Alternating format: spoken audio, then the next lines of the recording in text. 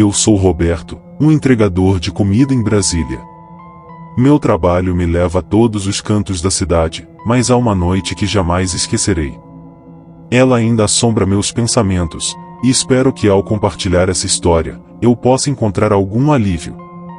Era uma noite chuvosa de sexta-feira. A cidade estava envolta em uma névoa densa, e as ruas estavam quase desertas. Recebi um pedido de um endereço afastado, uma casa antiga que ficava no fim de uma rua sem saída. Eu já havia passado por lá antes, mas algo naquela noite parecia diferente, como se a própria atmosfera estivesse carregada de uma tensão invisível. Cheguei à casa e toquei a campainha. Marta, uma mulher de meia-idade com olhos tristes e cansados, atendeu à porta. Seus olhos eram vazios, como se a vida tivesse sido sugada deles. Ela me convidou para entrar, dizendo que o pagamento estava na mesa da sala. Relutante, dei um passo dentro da casa. A sala estava mal iluminada, com móveis antigos e empoeirados. O ar estava pesado, com um cheiro estranho que não consegui identificar. Quando entrei, vi Luciano, um homem pálido e magro, sentado em uma cadeira de rodas ao lado da janela. Ele olhava fixamente para fora, como se esperasse algo ou alguém. Marta se aproximou dele e sussurrou algo em seu ouvido. Luciano se virou para mim, e seus olhos, cheios de dor, encontraram os meus. Marta e estamos presos aqui, disse ele com uma voz rouca. Algo terrível aconteceu há muitos anos, e não conseguimos sair. Antes que eu pudesse perguntar o que ele queria dizer, ouvi um barulho estranho vindo do corredor. Era um som de arranhões, como se unhas compridas estivessem raspando contra a madeira. Marta e Luciano se entreolharam, e o pânico em seus olhos era palpável. Você precisa ir embora, agora! Marta exclamou, sua voz tremendo de medo. Não é seguro para você aqui. O barulho no corredor ficou mais alto, e de repente, uma figura sombria surgiu das sombras. Era uma mulher, com cabelo desgrenhado e olhos vermelhos brilhantes. Ela se movia de maneira antinatural, como se seus ossos estivessem quebrados. Sua presença era sufocante, e um frio intenso tomou conta da sala. Ela é a razão de estarmos presos, sussurrou Luciano. Minha irmã, Ana. Ela morreu nesta casa, e desde então, seu espírito não nos deixa partir.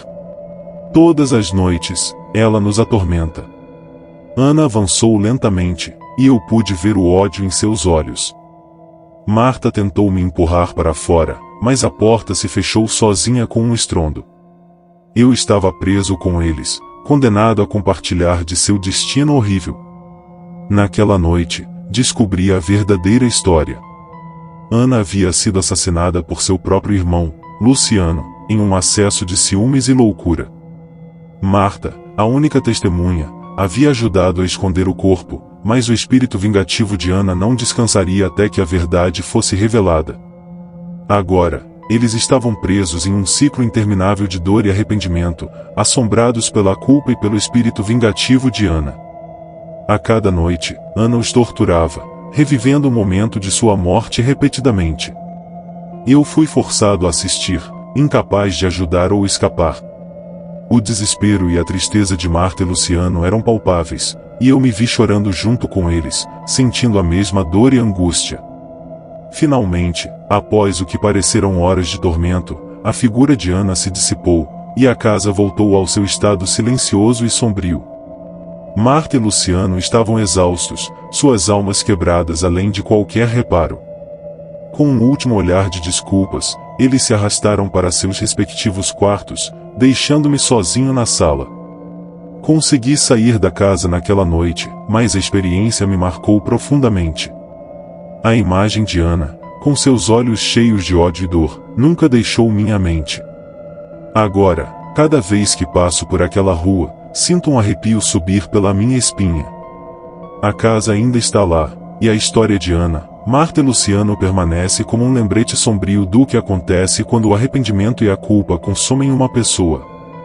Depois daquela noite, eu tentei seguir com minha vida. mas a memória da casa e de seus habitantes continuava me assombrando. Eu acordava no meio da noite, suando frio, ouvindo os gritos de Ana ecoando em minha mente. Mesmo durante o dia, a sombra daquela noite pairava sobre mim, uma presença constante e opressiva. Alguns meses depois, em uma noite igualmente chuvosa, recebi um novo pedido da mesma rua. Meu coração disparou, mas a curiosidade e a sensação de um dever não cumprido me forçaram a aceitar a entrega. Ao me aproximar da casa, percebi que ela parecia ainda mais sombria e decadente do que antes. A vegetação ao redor estava alta e selvagem, como se ninguém tivesse cuidado dela em meses. Toquei a campainha, mas ninguém respondeu. A porta estava entreaberta, rangendo levemente com o vento. Respirei fundo e entrei, chamando por Marta e Luciano. A sala estava exatamente como eu me lembrava, escura, empoeirada e com aquele mesmo cheiro estranho e nauseante. Andei pela casa, minhas mãos tremendo. Encontrei Luciano no mesmo lugar, na cadeira de rodas ao lado da janela. Mas desta vez, ele estava imóvel, seus olhos vidrados e sem vida. Marta estava caída no chão ao seu lado, soluçando silenciosamente. Quando ela me viu, se arrastou até mim, agarrando meu braço com uma força surpreendente. Roberto, por favor, e ajude-nos, ela implorou, sua voz cheia de desespero. A maldição de Ana está nos matando. Precisamos libertar seu espírito, ou nunca encontraremos paz. O desespero nos olhos de Marta era avassalador. Senti uma mistura de compaixão e medo crescer dentro de mim. Ela me levou até um pequeno quarto no segundo andar, onde uma porta estava trancada com correntes enferrujadas. Marta me entregou uma chave, suas mãos tremendo.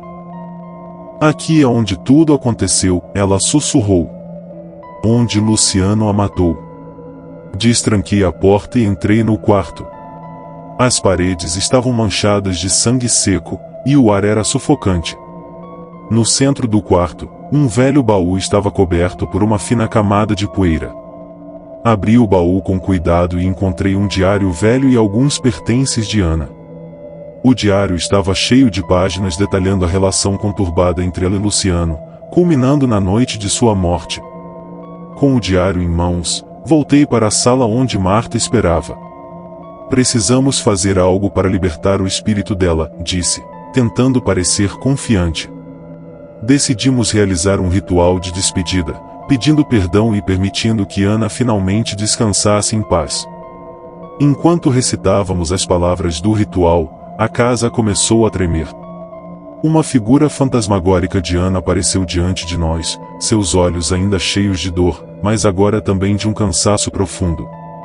Marta caiu de joelhos, chorando e implorando por perdão. Ana olhou para ela por um longo momento, e então sua expressão suavizou. A casa parou de tremer, e a figura de Ana começou a desaparecer lentamente. Antes de sumir completamente, ela sussurrou um obrigada quase inaudível. Marta desabou no chão, exausta, mas com uma expressão de alívio no rosto. Luciano, que até então estava imóvel, soltou um suspiro profundo e seus olhos se fecharam. Marta se aproximou dele, segurando sua mão e chorando suavemente. Eu fiquei ali, observando, sentindo uma estranha mistura de tristeza e paz. Naquela noite, quando saí da casa, senti que algo havia mudado. A rua parecia menos sombria, e a névoa havia se dissipado. O espírito de Ana finalmente havia encontrado descanso, e Marta e Luciano poderiam, de alguma forma, começar a se curar. No entanto, a experiência deixou uma marca indelével em mim. Aprendi que o arrependimento e a culpa podem prender uma alma, mas também que a busca por redenção e paz é um caminho possível, embora doloroso. E todas as noites, quando olho para o céu estrelado de Brasília, lembro-me de Ana e de sua luta para encontrar a paz, esperando que minha própria alma encontre o mesmo alívio algum dia. Os meses se passaram, mas a sombra daquela noite nunca me deixou por completo. Voltei a fazer minhas entregas, tentando recuperar alguma normalidade, mas a lembrança de Ana, Marta e Luciano estava sempre presente. As ruas de Brasília, que antes me pareciam familiares e acolhedoras, agora tinham um ar sinistro, como se escondessem segredos sombrios em cada esquina. Uma noite, enquanto entregava um pedido em um bairro vizinho, encontrei um velho amigo de infância, Caio. Ele era jornalista investigativo e sempre teve um interesse por histórias sobrenaturais. Quando ele perguntou sobre as novidades, hesitei, mas acabei contando tudo sobre a casa amaldiçoada. Caio ficou intrigado e insistiu para que investigássemos mais a fundo.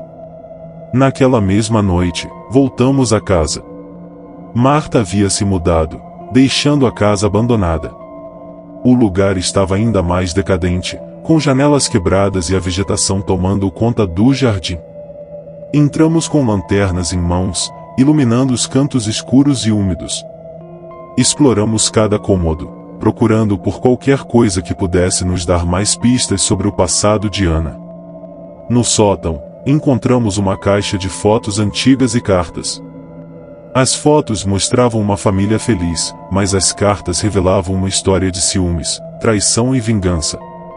Luciano havia sido um homem possessivo, e sua paranoia cresceu até que ele assassinou sua própria irmã em um surto de loucura. Caio sugeriu que publicássemos a história, trazendo à tona os segredos enterrados, talvez, ajudando a colocar um fim definitivo à maldição.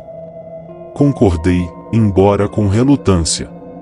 A ideia de reviver aqueles horrores era aterrorizante, mas sabia que a verdade precisava ser contada. Nos dias seguintes, Caio e eu mergulhamos na investigação.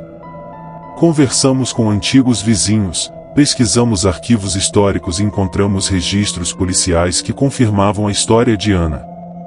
Descobrimos que Marta e Luciano haviam sido coniventes, tentando ocultar o crime, mas a culpa os consumiu lentamente. Ana, em sua busca por justiça, se tornou um espírito vingativo, incapaz de descansar enquanto a verdade permanecesse oculta. Quando finalmente publicamos o artigo, a resposta foi avassaladora. As pessoas ficaram horrorizadas e comovidas pela trágica história. Alguns sentiram raiva de Luciano, outros sentiram pena de Marta, mas todos foram tocados pelo sofrimento de Ana. O caso ganhou notoriedade, e a casa se tornou um ponto de interesse para curiosos e investigadores do paranormal. Pouco tempo depois, recebi uma carta de Marta. Ela estava morando em uma cidade pequena, tentando reconstruir sua vida. Na carta, ela agradeceu pela nossa investigação e disse que sentia que, finalmente, poderia começar a se perdoar. A carta trouxe lágrimas aos meus olhos, mas também um pequeno alívio. A história de Ana havia tocado tantas vidas, e talvez, de alguma forma, ajudado Marta a encontrar um caminho para a redenção. Mas a paz nunca durou. Algumas semanas após a publicação, comecei a sentir uma presença estranha ao meu redor. Portas se fechavam sozinhas, luzes piscavam, e uma sensação de ser observado me perseguia constantemente. Inicialmente, pensei que era minha mente pregando peças, ainda traumatizada pelos eventos passados. Uma noite, enquanto revisava as fotos e documentos da investigação, senti um frio intenso na sala. A temperatura caiu drasticamente, e quando me virei, lá estava ela e a figura espectral de Ana. Seus olhos estavam tristes, mas não havia mais ódio, apenas uma profunda melancolia. Roberto, ela sussurrou, sua voz ecoando pelo quarto. Obrigado por contar minha história. Mas minha dor ainda não terminou. Há mais que você precisa saber. Meu coração disparou, mas eu sabia que não podia fugir. O que falta, Ana? Perguntei, minha voz tremendo. Ela se aproximou, e uma brisa fria passou por mim. Há algo enterrado na casa. Algo que nunca foi descoberto. Luciano escondeu provas, e enquanto essas provas permanecerem ocultas, minha alma não poderá descansar completamente. No dia seguinte, voltei à casa, agora com uma sensação renovada de urgência. Caio me acompanhou, e juntos começamos a cavar no jardim, seguindo as instruções vagas de Ana. Após horas de escavação, encontramos uma pequena caixa de metal, enferrujada e coberta de terra. Dentro da caixa, havia um diário, ainda mais detalhado do que o que encontráramos antes. Este diário revelava os últimos momentos de Ana, suas tentativas desesperadas de escapar do irmão, e uma carta escrita por Luciano, confessando seu crime.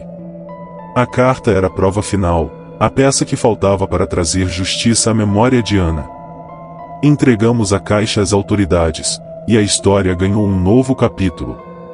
A confissão de Luciano trouxe um encerramento definitivo, e a casa foi finalmente lacrada, considerada um memorial para Ana. Sentimos uma paz silenciosa ao sair da casa pela última vez. Nos meses seguintes, a presença que eu sentia desapareceu. Ana, finalmente, havia encontrado a paz. E embora a dor e a tristeza daquela noite ainda assombrem meus pensamentos, sei que fizemos a coisa certa. Hoje, enquanto percorro as ruas de Brasília, sinto uma estranha serenidade. A história de Ana, Marta e Luciano continua a viver nas memórias daqueles que ouviram, e espero que sirva de lembrete de que a verdade, por mais dolorosa que seja, deve sempre prevalecer. E todas as noites, quando olho para o céu estrelado, penso em Ana, finalmente em paz, e rezo para que sua história ajude outras almas perdidas a encontrar o descanso que merecem. Com o passar do tempo, a casa onde tudo aconteceu foi lentamente engolida pela natureza. A vegetação a envolveu completamente, e o local, agora silencioso e isolado, tornou-se um ponto de reflexão para aqueles que buscavam entender o impacto do passado e do arrependimento. Caio e eu mantivemos contato, e nossa amizade se fortaleceu. Ele continuou a escrever sobre histórias sobrenaturais, mas a investigação de Ana sempre foi a mais significativa em sua carreira. Tornou-se um símbolo de sua dedicação à verdade e à justiça. Marta encontrou um pouco de paz em sua nova vida. Em suas cartas ocasionais, ela mencionava como tentava fazer as pazes consigo mesma e com o passado. Aos poucos, ela começou a se envolver em trabalhos voluntários, ajudando outras pessoas a lidar com suas próprias tragédias e arrependimentos. Quanto a mim, voltei a minhas rotinas de entregas, mas agora com um novo propósito. As ruas de Brasília, antes sombrias e cheias de segredos, começaram a se iluminar novamente. Cada casa, cada esquina, contava uma história, e eu estava determinado a prestar atenção, a ouvir, e a ajudar onde pudesse. Um ano após o desfecho, fui visitar o local onde a casa de Ana ficava. Estava coberto de flores silvestres, e a natureza havia transformado aquele espaço em algo belo e tranquilo. Levei comigo uma pequena vela e a acendi, em memória de Ana. Enquanto a chama tremulava suavemente ao vento, senti uma paz profunda.